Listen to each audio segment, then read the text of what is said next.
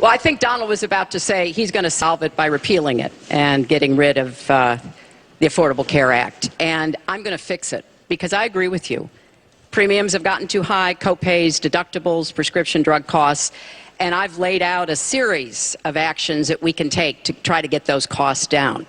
But here's what I don't want people to forget when we're talking about reining in the costs, which has to be the highest priority of the next president.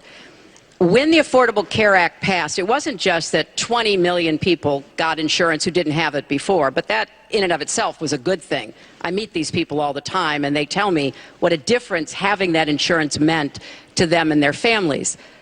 But everybody else, the 170 million of us who get health insurance through our employers, got big benefits. Number one, insurance companies can't deny you coverage because of a pre-existing condition.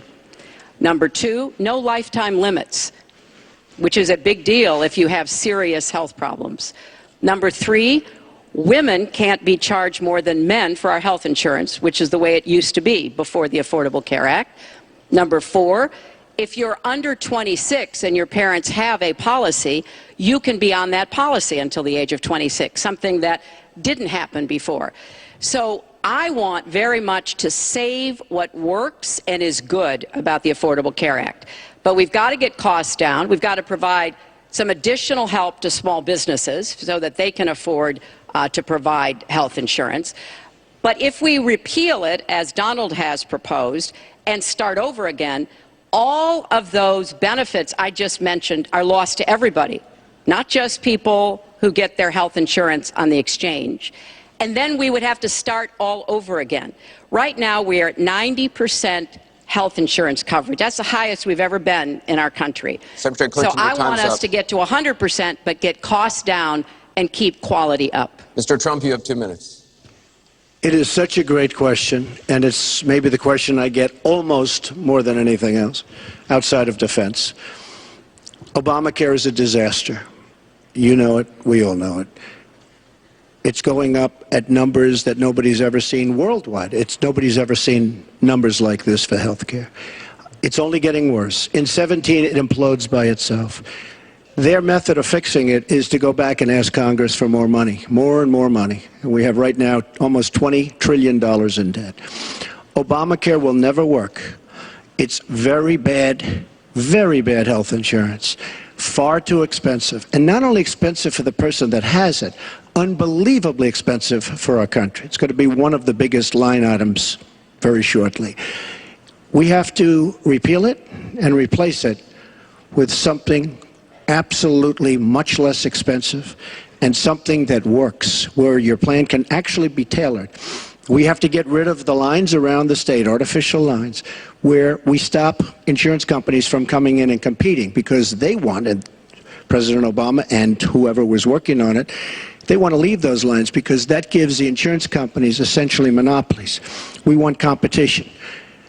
You will have the finest health care plan there is. She wants to go to a single-payer plan, which would be a disaster, somewhat similar to Canada. And if you ever notice, the Canadians, when they need a big operation, when something happens, they come into the United States in many cases because their system is so slow. It's catastrophic in certain ways. But she wants to go to single payer, which means the government basically rules everything. Hillary Clinton has been after this for years. Obamacare was the first step. Obamacare is a total disaster. And not only are your rates going up by numbers that nobody's ever believed, but your deductibles are going up. So that unless you get hit by a truck, you're never going to be able to use it. Mr. Trump, it is a disastrous plan, and it has to be repealed and replaced. Secretary Clinton, let me follow up with you. Your husband called Obamacare, quote, the craziest thing in the world, saying that small business owners are getting killed as premiums double, coverage is cut in half. Was he mistaken, or was his mistake simply telling the truth? No, I mean, he clarified what he meant, and it's very clear. Look, we are in a situation in our country where if we were to start all over again, we might come up with a different system. But we have an employer-based system. That's where the vast majority of people get their health care. And the Affordable Care Act was meant to try to fill the gap between people who were too poor and couldn't put together any resources to afford health care, namely people on Medicaid. Obviously, Medicare, which is a single-payer system, which takes care of our elderly and does a great job doing it, by the way. And then all the people who were employed, but people who were working but didn't have the money to afford insurance and didn't have anybody, an employer or anybody else, to help them. That was the slot that the Obamacare approach was to take. And like I say, 20 million people now have health insurance. So if we just rip it up and throw it away, what Donald's not telling you is we just turn it back to the insurance companies the way it used to be. And that means the insurance companies get to do pretty much whatever they want, including saying, look, I'm sorry, you've got diabetes, you had cancer, your child has asthma. Your time is up. You may not be able to have insurance because you can't afford it. So let's fix what's broken about it, but let's not throw it away and give it all back to the insurance companies and let the me drug follow up with you, companies. Mr. That's not going to work. Mr. Trump, let me follow up on this. Just one thing. First of all, Hillary, everything's broken about it, everything. Number two, Bernie Sanders said that Hillary Clinton has very bad judgment. This is a perfect example of it, trying to save Obamacare, which is... You've said you want to end Obamacare. You've said you want to end Obamacare. You've also said you want to make coverage accessible for people with pre-existing conditions. How do you force insurance companies to do that if you're no longer mandating that every American get insurance? You're going to have plans. What does that mean? Well, I'll tell you what it means. You're going to have plans that are so good because we're going to have so much competition in the insurance industry once we break out the lines and allow the competition to come. Are you going to have a mandate that Americans have to have health insurance? President Obama, by keeping those lines, the boundary lines around each state, and it was almost gone until just very toward the end of the passage of Obamacare, which, by the way, was a fraud. You know that, because Jonathan Gruber, the architect of Obamacare, he said it was a great lie. It was a big lie. President Obama said you keep your doctor, you keep your plan. The whole thing was a fraud, and it doesn't work. But when we get rid of those lines, you have competition, and we will be able to keep pre-existing. We'll also be able to help people that don't have money, because we are going to have people protected. And Republicans feel this way, believe it or not, and strongly this way. We're going to block grant into the states. We're going to block grant into Medicaid into the states so that we will be able to take care of people without the necessary funds to take care of themselves. Thank you, Mr. Trump. We now go to Gorba Hamid with a question for both candidates. Hi. There are 3.3 million Muslims in the United States, and I'm one of them.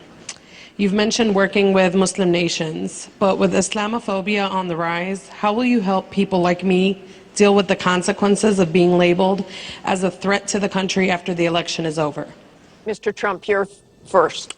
Well, you're right about Islamophobia, and that's a shame.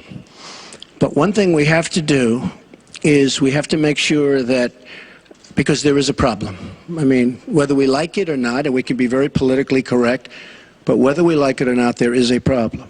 And we have to be sure that Muslims come in and report when they see something going on. When they see hatred going on, they have to report it. As an example, in San Bernardino, many people saw the bombs all over the apartment of the two people that killed 14 and wounded many, many people. Horribly wounded. They'll never be the same. Muslims have to report the problems when they see them. And, you know, there's always a reason for everything. If they don't do that, it's a very difficult situation for our country. Because you look at Orlando, and you look at San Bernardino, and you look at the World Trade Center, go outside, you look at Paris, look at that horrible, these are radical Islamic terrorists. And she won't even mention the word, and nor will President Obama. He won't use the term radical Islamic terrorism. Now, to solve a problem, you have to be able to state what the problem is, or at least say the name. She won't say the name, and President Obama won't say the name, but the name is there. It's radical Islamic terror. And before you solve it, you have to say the name. Secretary Clinton. Well, thank you for asking your question. And I've heard this question from a lot of Muslim Americans across our country. Because, unfortunately, there's been a lot of very divisive, dark things said about Muslims. And even someone like Captain Khan, the young man who sacrificed himself defending our country in the United States Army, has been subject to attack by Donald. I want to say just a couple of things. First, we've had Muslims in America since George Washington, and we've had many successful Muslims. We just lost a particularly well-known one with Muhammad Ali. My vision of America is an America where everyone has a place. If you're willing to work hard, you do your part, you contribute to the community. That's what America is. That's what we want America to be for our children and our grandchildren. It's also very short-sighted and even dangerous to be engaging in the kind of demagogic rhetoric that Donald has about Muslims. We need American Muslims to be part of our eyes and ears on our front lines. I've worked with a lot of different Muslim groups around America. I've met with a lot of them, and I've heard how important it is for them to feel that they are wanted and included and part of our country, part of our homeland security, and that's what I want to see. It's also important, I intend to defeat ISIS, to do so in a coalition with majority Muslim nations. Right now, a lot of those nations are hearing what Donald says and wondering, why should we cooperate with the Americans? And this is a gift to ISIS and the terrorists, violent jihadist terrorists. We are not at war with Islam, and it is a mistake, and it plays into the hands of the terrorists to act as though we are. So I want a country where citizens like you and your family are just as welcome as anyone else. Thank you, Secretary Clinton. Mr. Trump, in December, you said this: Donald J. Trump is calling for a total and complete shutdown of Muslims entering the United States until our country's representatives can figure out what the hell is going on. We have no choice. We have no choice. Your running mate said this week that the Muslim ban is no longer your position. Is that correct? And if it is, was it a mistake to have a religious test? First of all, Captain Khan is an American hero.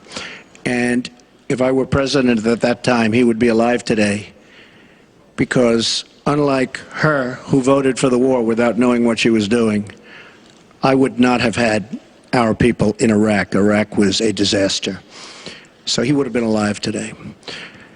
The Muslim ban is something that in some form has morphed into a extreme vetting from certain areas of the world. Hillary Clinton wants to allow And why did it morph into that? No, did you? No, answer the question. Why Do don't you you still interrupt believe? her? You I interrupt do. me all the time. Why don't you Would you interrupt her? please explain whether or not the Muslim ban still stands? It's called extreme vetting. We are going to areas like Syria where they're coming in by the tens of thousands because of Barack Obama, and Hillary Clinton wants to allow a 550% increase over Obama. People are coming into our country like we have no idea who they are, where they're from, what their feelings about our country is, and she wants 550% more. This is going to be the great Trojan horse of all time. We have enough problems in this country. I believe in building safe zones. I believe in having other people pay for them. As an example, the Gulf states who are not carrying their weight, but they have nothing but money, and take care of people. But I don't want to have, with all the problems this country has and all of the problems that you see going on, hundreds of thousands of people coming in from Syria when we know nothing about them. We know nothing about their values, and we know nothing about their love for our country. And Secretary Clinton, let me ask you about that, because you have asked for an increase from 10 to 65,000 Syrian refugees. We know you want tougher vetting. That's not a perfect system. So why take the risk of having those refugees come into the country? Well, first of all, I will not let anyone into our country that I think poses a risk to us. But there are a lot of refugees, women and children. Think of that picture we all saw of that 4-year-old boy with the blood on his forehead because he'd been bombed by the Russian and Syrian air forces. There are children suffering in this catastrophic war, largely, I believe, because of Russian aggression, and we need to do our part. We by no means are carrying anywhere near the load that Europe and others are.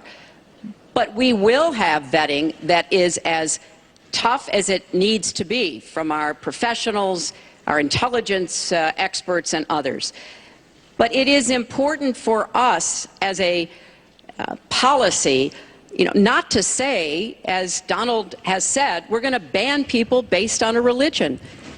How do you do that? We are a country founded on religious freedom and liberty.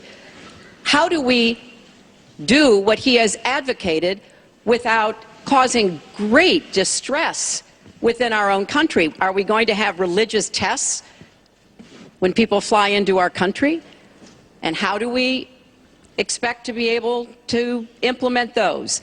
So I thought that what he said was extremely unwise and even dangerous.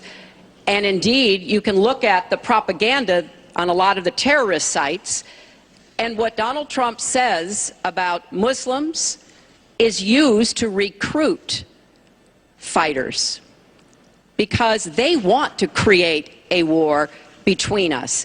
And the final thing I would say, this is the 10th or 12th time that he's denied being for the war in Iraq. We have it on tape. The entire press corps has looked at it. It's been debunked, but it never stops him from saying whatever he wants to say. Has not been debunked. So please Has not been debunked. And go to HillaryClinton.com and you can see it. I was against the war in Iraq. Has not been debunked. And you voted for it, and you shouldn't have. Well, I just want There's been lots of fact-checking on that. I'd like to move on to an online question. She just went about 25 seconds over her time. She Could did I not. just respond to this, please? Very quickly, please. Hillary Clinton, in terms of having people come into our country, we have many criminal illegal aliens. When we want to send them back to their country says we don't want them. In some cases, they're murderers, drug lords, drug problems, and they don't want them. And Hillary Clinton, when she was Secretary of State, said, that's okay, we can't force it into their country. Let me tell you, I'm going to force them right back into their country. They're murderers and some very bad people. And I will tell you very strongly, when Bernie Sanders said she had bad judgment, she has really bad judgment, because we are letting people into this country that are going to cause problems and crime like you've never seen. We're also letting drugs pour through our southern border at a record clip, and it shouldn't be allowed to happen. ICE just endorsed me. They've never endorsed a presidential candidate. The Border Patrol agents, 16,500, just recently endorsed me. And they endorsed me because I understand the border. She doesn't. She wants amnesty for everybody. Come right in, come right over. It's a horrible thing she's doing. She's got bad judgment, and honestly, so bad that she should never be president of the United States. That I can tell you. Thank you, Mr. Trump. I want to move on. This next question comes from the public through the Bipartisan Open Debate Coalition's online forum, where Americans submitted questions that generated millions of votes. This question involves WikiLeaks' release of purported excerpts of Secretary Clinton's paid speeches, which she has refused to release, and one line in particular in which you, Secretary Clinton, purportedly say you need both a public and private position on certain issues. So, two from Virginia asks, is it okay for politicians to be two-faced? Is it acceptable for a politician to have a private stance on issues? Secretary Clinton, well, your 2 minutes. Right. As I recall, that was something I said about Abraham Lincoln after having seen the wonderful Steven Spielberg movie called Lincoln. It was a master class watching President Lincoln get the Congress to approve the 13th Amendment. It was principled and it was strategic. And I was making the point that it is hard sometimes to get the Congress to do what you want to do, and you have to keep working at it. And yes, President Lincoln was trying to convince some people. He used some arguments. Convincing other people, he used other arguments. That was a great, I thought, a great display of presidential leadership. But, let's talk about what's really going on here, Martha, because our intelligence community just came out and said in the last few days that the Kremlin, meaning Putin and the Russian government, are directing the attacks, the hacking on American accounts to influence our election. And WikiLeaks is part of that, as are other sites where the Russians hack information. We don't even know if it's accurate information, and then they put it out. We have never in the history of our country been in a situation where an adversary, a foreign power, is working so hard to influence the outcome of the election. And believe me, they're not doing it to get me elected. They're doing it to try to influence the election for Donald Trump. Now, maybe because he has praised Putin, maybe because he says he agrees with a lot of what Putin wants to do, maybe because he wants to do business in Moscow. I don't know the reasons. But we deserve answers. And we should demand that Donald release all of his tax returns so that people can see what are the entanglements and the financial relationships going to get to that later. he has Secretary with Clinton, Russians and you're out other of time. foreign powers. Well, I think I should Mr. respond Trump. because it's so ridiculous. Look, now she's blaming, she got caught in a total lie. Her papers went out to all her friends at the banks, Goldman Sachs and everybody else, and she said things, WikiLeaks, that just came out. And she lied. Now she's blaming the lie on the late, great Abraham Lincoln. That's one that I haven't. Okay, Honest Abe. Honest Abe never lied. That's the good thing. That's the big difference between Abraham Lincoln and you. That's a big, big difference. We're talking about some difference. But as far as other elements of what she was saying, I don't know, Putin. I think it would be great if we got along with Russia because we could fight ISIS together, as an example. But I don't know, Putin. But I notice anytime anything wrong happens, they like to say, the Russians. She doesn't know if it's the Russians doing the hacking. Maybe there is no hacking. But they always blame Russia. And the reason they blame Russia is because they think they're trying to tarnish me with Russia. I know nothing about Russia. I know about Russia, but I know nothing about the inner workings of Russia. I don't deal there. I have no businesses there. I have no loans from Russia. I have a very, very great balance sheet. So great that when I did the old post office on Pennsylvania Avenue, the United States government, because of my balance sheet, which they actually know very well, chose me to do the old post office between the White House and Congress, chose me to do the old post office. One of the primary things, in fact, perhaps the primary thing, was balance sheet. But I have no loans with Russia. You could go to the United States government and they would probably tell you that because they know my sheet very well in order to get that development I had to have. Now, the taxes are a very simple thing. As soon as I have, first of all, I pay hundreds of millions of dollars in taxes. Many of her friends took bigger deductions. Warren Buffett took a massive deduction. Soros, who's a friend of hers, took a massive deduction. Many of the people that are giving her all this money that she can do many more commercials than me took massive deductions. I pay hundreds of millions of dollars in taxes. But as soon as my routine audit's finished, I'll release my returns. I'll be very proud to. They're Thank you, actually Mr. Trump. We've got we're on turn, actually, to the topic of taxes. We have a question from Spencer Moss. Spencer? Good evening. My question is, what specific tax provisions will you change to ensure the wealthiest Americans pay their fair share in taxes? Mr. Trump, you have 2 minutes. Well, one thing I do is get rid of carried interest. One of the greatest provisions for people like me, to be honest with you. I give up a lot when I run because I knock out the tax code. And she could have done this years ago, by the way. She was a United States senator. She complains that Donald Trump took advantage of the tax code. Well, why didn't she change it? Why didn't you change it when you were a senator? The reason you didn't is that all your friends take the same advantage that I do. And I do. You have provisions in the tax code that, frankly, we could change.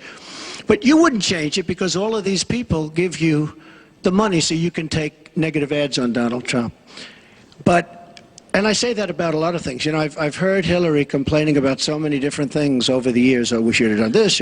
But she's been there for 30 years. She's been doing this stuff. She never changed, and she never will change. She never will change. We're getting rid of carried interest provisions. I'm lowering taxes, actually, because I think it's so important for corporations, because we have corporations leaving massive corporations and little ones. Little ones can't form.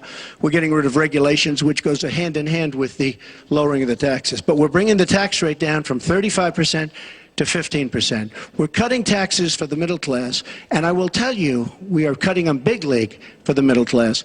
And I will tell you, Hillary Clinton is raising your taxes, folks. You can look at me. She's raising your taxes really high. And What that's going to do is a disaster for the country. But she is raising your taxes and I'm lowering your taxes. That in itself is a big difference. We are going to be thriving again. We have no growth in this country. There's no growth. If China has a GDP of 7%, it's like a national catastrophe. We're down at 1%. And that's like no growth. And we're going lower, in my opinion. And a lot of it has to do with the fact that our taxes are so high, just about the highest in the world. And I'm bringing them down to one of the lower in the world. And I think it's so important, one of the most important things we can do. But she is raising everybody's taxes massively. Secretary Clinton, you have 2 minutes. The question was, what specific tax provisions will you change to ensure the wealthiest Americans pay their fair share of taxes?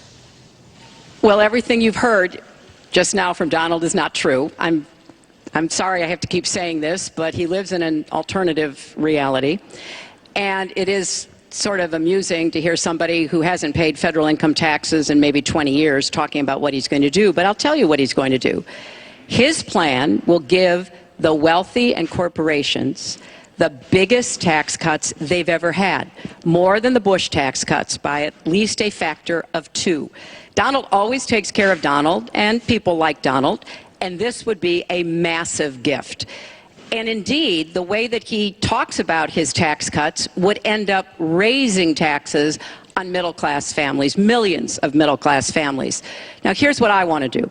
I have said nobody who makes less than $250,000 a year, and that's the vast majority of Americans, as you know, will have their taxes raised, because I think we've got to go where the money is, and the money is with people who've taken advantage of every single break in the tax code. And yes, when I was a senator, I did vote to close corporate loopholes. I voted to close, I think, one of the loopholes he took advantage of when he claimed $1 billion loss that enabled him to avoid paying taxes. I want to have a tax on people who are making $1 million. It's called the Buffett rule. Yes, Warren Buffett is the one who's gone out and said somebody like him should not be paying a lower tax rate than his secretary. I want to have a surcharge on incomes above $5 million. We have to make up for lost times, because I want to invest in you. I want to invest in hardworking families. And I think it's been unfortunate, but it's happened, that since the Great Recession, the gains have all gone to the top. And we need to reverse that. People like Donald, who paid 0 in taxes, 0 for our vets, 0 for our military, 0 for health and education. That is wrong. Thank you, and we're Secretary. going to make sure that nobody, no corporation and no individual, can get away without paying his fair share to support our country. Mr. Trump, I want to give you the chance to respond. I just want to tell our viewers what she's referring to. In the last month, taxes were the #1 issue on Facebook for the first time in the campaign.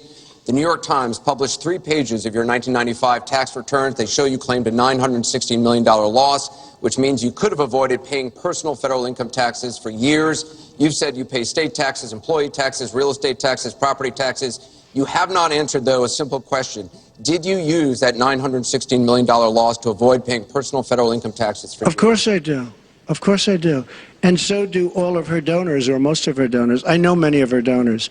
Her donors took massive tax write-offs. So have you not paid personal federal income taxes? A lot of my write-off was depreciation and other things that Hillary, as a senator, allowed.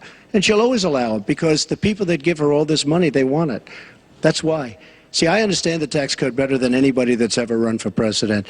Hillary Clinton, and it's extremely complex, Hillary Clinton has friends that want all of these provisions, including they want the carried interest provision, which is very important to Wall Street people, but they really want the carried interest provision, which I believe Hillary's leaving. It's very interesting why she's leaving carried interest. But I will tell you that, #1, I pay tremendous numbers of taxes. I absolutely used it, and so did Warren Buffett, and so did George Soros, and so did many of the other people that Hillary is getting money from. Now, I won't mention their names because they're rich, but they're not famous, so we won't make them famous. Can you say how many years you have avoided paying personal federal income taxes? No, but I pay tax, and I pay federal tax, too. But I have a write-off. A